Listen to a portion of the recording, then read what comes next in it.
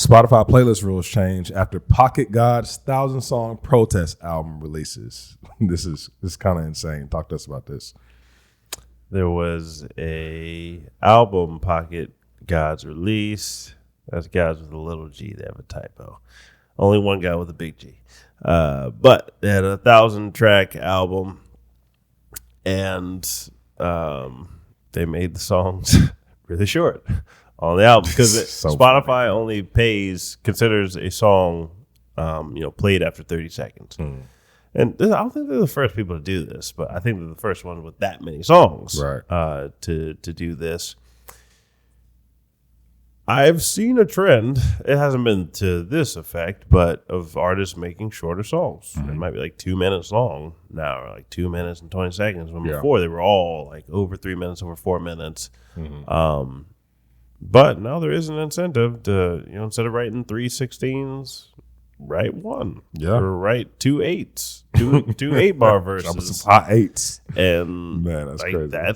That's going to be it. Yeah. So I don't think that's good for the art itself. I'm not oddly enough, at this point, I think everybody can tell I'm not very artsy. But I don't think that's good for the art itself. I do think the better solution, as we mentioned before, would be to have a different streaming platform, Web3 enabled, where artists set the price of their stream. Yeah. So instead of worrying about what Spotify's paying you, you have a different platform, or Spotify can buy it if anybody's listening to this, that artists get to, I can have my initial release, if it's like a big album, be 5 cents per stream for whoever wants to pay that. It'll show the rate of it, and you have your $10 a month that you just deposit into your account, and it's actually converted into a native governance token. So instead of paying like $10 in cash, you pay $10 at the beginning of the month, or 15 or whatever it is, and that's converted into not Spotify token, but I'll just use them for this example, into Spotify token.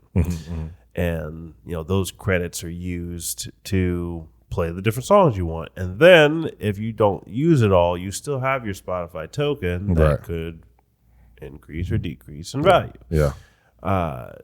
So that idea is going to happen. 100%. Somebody's going to do it. Like I said, I personally know somebody working on something like it.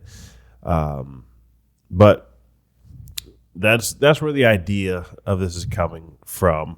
I wouldn't really tell artists to worry about that right now. Like, I'm not going to give the advice of just make all your songs 2 minutes to try and game the system, because of the bigger picture that I just stated. I don't think that I really think this has like 3 years left on its runway until artists start to go that other route. And it's better for fans too. Like I just said, you get equity in a governance token.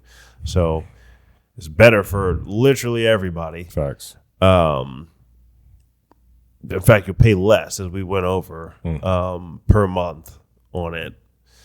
So that's what I'm gathering from the situation. This looks like this UK group tried to encourage Adele and Ed Sheeran and Taylor Swift to start doing this, to game the system and all that. Like, I would imagine that they may have some sort of knowledge of this coming, and even like sharing your song royalties with fans is continuing to grow and grow as NFTs and social tokens grow. So, bigger picture, I really would not worry about this.